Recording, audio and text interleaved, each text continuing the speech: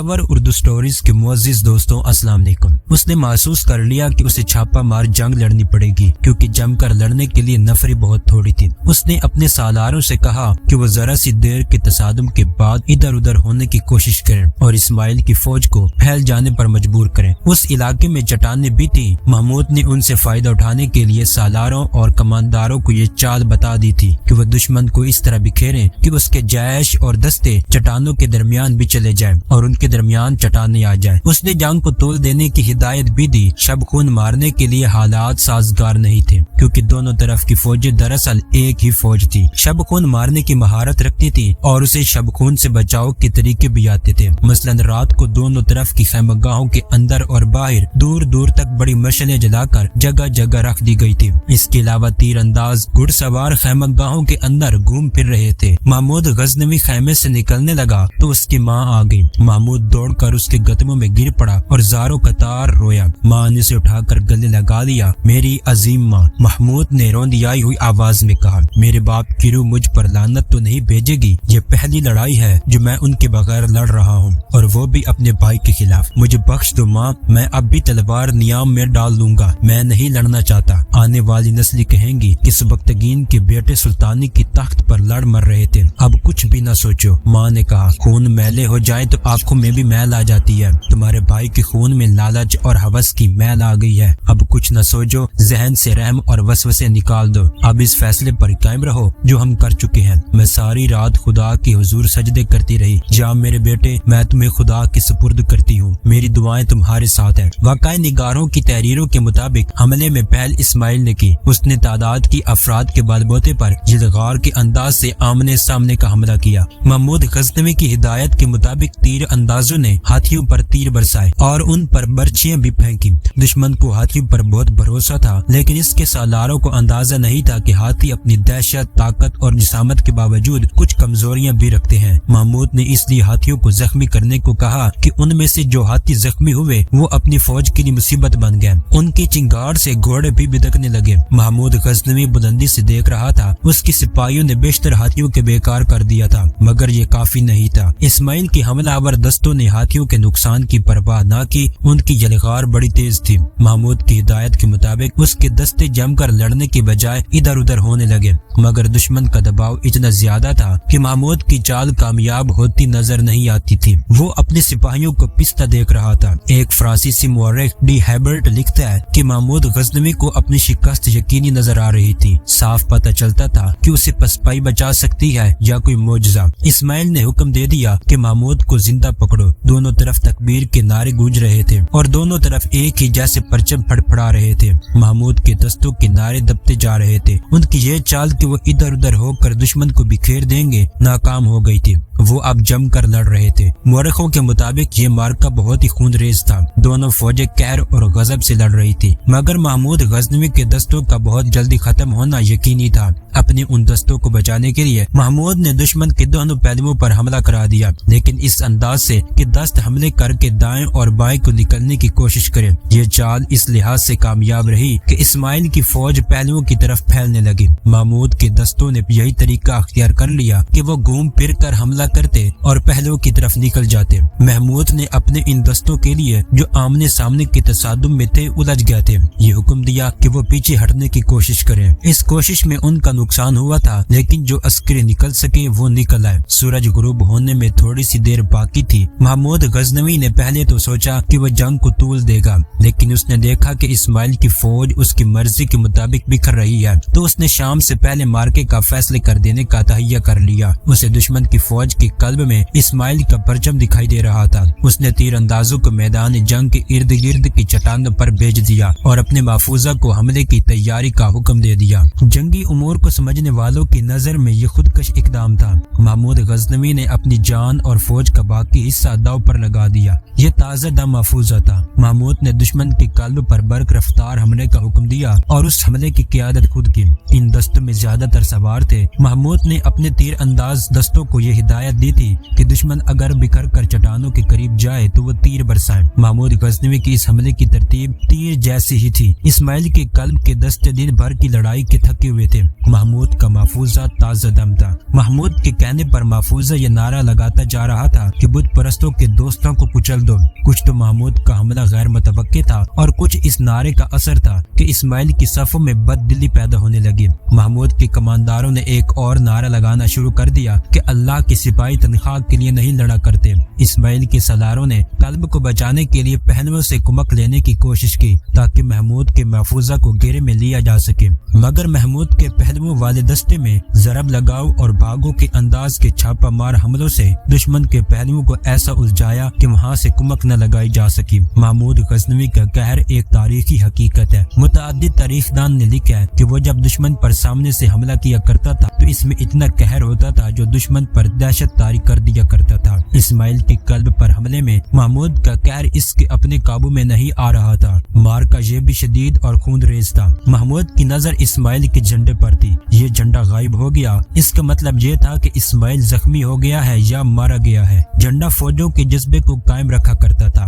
جھنڈا غائب ہو گیا تو اسماعیل کی فوج کے پاؤں اکھڑنے لگے۔ محمود کے کہنے پر اس کے سپاہی اعلان کرنے لگے کہ بت پرستوں کے بھائیوں، تمہارا پرچم گر پڑا ہے۔ ابھی سورج غروب نہیں ہوا تھا کہ مارکے کے پانسا پلٹ گیا۔ اسماعیل کی فوج کی مرکزیت ختم ہو چکی تھی۔ دستوں کو جس طرح تقسیم کیا گیا تھا وہ ترتیب گڈ مڈ ہو گئی۔ ان میں سے سپاہی اور کماندار چٹانوں کے درمیان پناہ ڈھونڈنے لگے۔ چٹانوں کے اوپر محمود غزنوی نے اپنے تیر انداز پھیلا رکھے تھے۔ ان کے تیروں نے دشمن کے لیے کوئی پناہ نہ چھوڑی۔ سب سے پہلے قلب کے ایک سالار نے ہتھیار ڈالے۔ محمود غزنوی نے کئی ایک گھڑ سواروں کو حکم دیا کہ وہ تمام میدان جنگ میں گھوم جائیں اور اعلان کریں کہ سلطان محمود نے حکم دیا ہے کہ اسماعیل کے کسی بھی فوجی کو ہلاک نہ کیا جائے۔ جو کوئی ہتھیار ڈالنے سے انکار کرے اسے زندہ پکڑا جائے، اگر وہ مزاحمت کرے تو اسے زخمی کر کے پکڑا جائے۔ اس اعلان سے اسماعیل کے سپاہیوں کے حوصلے بالکل ہی ٹوٹ گئے۔ قلب کے جس سالار نے سب سے پہلے ہتھیار ڈالے تھے اس سے محمود غزنوی نے اسماعیل کے متعلق پوچھا۔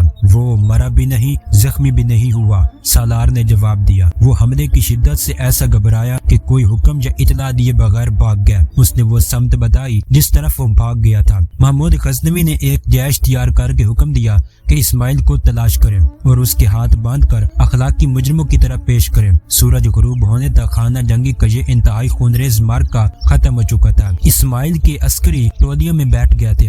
محمود کے سپاہی ان پر پہرا دے رہے تھے۔ بڑی ہی بھیانک آوازیں سنائی دے رہی تھی۔ زخمی کرار رہے تھے، باز چیخ رہے تھے، زخمی ہاتھی چنگاڑ رہے تھے، زخمی گھوڑوں کی آوازیں بڑی ڈراؤنی تھی۔ رات گہری ہوتی جا رہی تھی۔ مارکے کے بعد کی آوازیں اور زیادہ بلند اور ڈراؤنی ہوتی جا رہی تھی۔ محمود غزنوی پہلے ہی حکم دے چکا تھا کہ دونوں طرف کے زخمیوں کو اٹھا کر ان کی مرہم پٹی کی جائے۔ زخمی اٹھائے جا رہے تھے، سینکڑوں مشعلوں کے شعلے گھوم پھر رہے تھے اور محمود غزنوی گھوڑے سے اتر کر لاشوں کے درمیان ٹہل رہا تھا۔ اسے ایک نسوانی پکار سنائی دی، محمود محمود۔ وہ اس آواز کو پہچانتا تھا۔ وہ اس آواز کی طرف دوڑ پڑا۔ یہ اس کی ماں کی آواز تھی۔ مشعلوں کے گھومتے پھرتے شعلوں میں اسے اپنی ماں لاشوں سے پھیلانگتی اپنی طرف آتی دکھائی دی۔ محمود نے اپنی ماں کے قریب جا کر اس کے پاؤں پکڑ لیے۔ ماں نے اسے اٹھا کر اس کا سر اور منہ چوما۔ دونوں پر اپنی رکت تاری تھی کہ وہ بول نہ سکے۔ محمود نے ماں کو رخصت کر دیا۔ محمود کا وہاں کوئی کام نہیں تھا،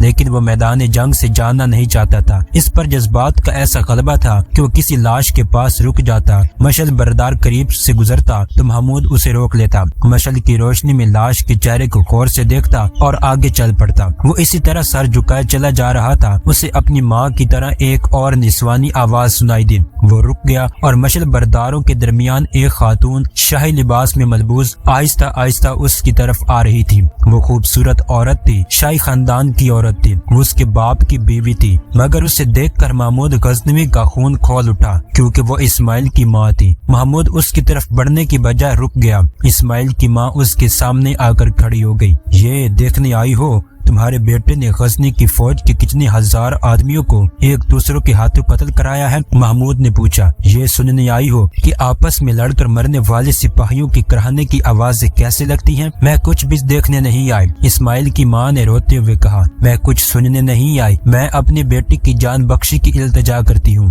کہاں ہے تمہارا بیٹا؟ محمود نے کہا۔ میں نے اسے دیکھا ہی نہیں، وہ اپنے خیمے میں ہے، ماں نے جواب دیا۔ باغ نکلنے کے راستے بند ہو چکے ہیں، وہ اکیلا ہے، سب اس کا ساتھ چھوڑ گئے۔ کیا وہ بھی اس کا ساتھ چھوڑ گئے جنہیں خوشامد کی بدولت تمہارے بیٹے نے کماندار سے سالار بنایا تھا؟ محمود نے پوچھا۔ وہ فقیر بھی اسے تنہا چھوڑ گئے ہیں جنہیں تمہارے بیٹے نے امیر اور وزیر بنا لیا تھا۔ ذل الہی اور سلطان عالی مقام کہلانا آسان ہے، لیکن ذل الہی اور سلطان عالی مقام بن کر دکھانا بڑا ہی مشکل ہے۔ محمود اسماعیل کی ماں نے التجا کے لہجے میں کہا، تمہیں حق پہنچتا ہے کہ جو الٹی سیدھی زبان پر آئے کہہ دو۔ میں اپنے بیٹے کی زندگی کی بھیک مانگنے آئی ہوں۔ اگر تم میری جگہ ہوتی تو کیا اپنے اسماعیل کو اتنے انسانوں کا خون بخش دیتی؟ محمود نے کہا، اپنے پاپوش دیکھو اور اپنے آپ سے پوچھو کہ جن کے خون سے تمہارے پاؤں لتھڑ گئے ہیں اور جن کے خون کے چھینٹے تمہارے ٹخنوں کے اوپر تک جا پڑے، وہ کون تھے؟ تم ایک سلطان کی بیوی ہو۔ بیوہ قوم کا ہر فرد اور سپاہی اس کا اپنا بچہ ہوتا ہے۔ کیا یہ تمہارے بیٹے نہیں تھے جن کے خون سے پھسلتی اور جن کی لاشوں سے ٹھوکریں کھاتی؟ تم مجھ سے اپنے بیٹے کی زندگی کی بھیک مانگنے آئی ہو۔ قوم اور فوج کے خون کے ساتھ کھیلنے والے حکمران اس انجام کو پہنچتے ہی ہے جس تک تمہارا بیٹا پہنچ چکا ہے۔ کل کا سلطان آج کا مفرور اور مجرم ہے۔ محمود، میں تمہاری ماں تو نہیں، تمہارے مرحوم باپ کی بیوہ ہوں۔ اسماعیل کی ماں نے کہا، اپنے باپ کی روح کی خاطر مجھے میرا بچہ دے دو، میں اس سلطنت سے نکل جاؤں گی۔ تمہارے باپ کو میرے ساتھ اتنی ہی محبت تھی جتنی تمہاری ماں سے تھی، اور تم نے اس محبت سے یہ فائدہ اٹھایا کہ اپنے خاوند کو اس کی نزع کے عالم میں دھوکہ دیا اور اپنے اس بیٹے کو سلطنت کا بادشاہ بنوا لیا جس نے سلطنت کو ڈبونے کا اہتمام کر دیا۔ تم اس قوم کی ماں ہو جس کی مائیں میری ماں کی طرح اپنے بیٹے کو جوان کر کے محاذ کو رخصت کیا کرتی تھی۔ تم نے اپنے بیٹے کو تخت پر بٹھا کر اس کے سر پر تاج رکھا، تم نے اسے مجرم بنایا۔ محمود غزنوی نے اپنے پاس کھڑے 2 عہدیداروں سے کہا، اس خاتون کے ساتھ جاؤ اور اس کے بیٹے کو میرے سامنے لے آؤ۔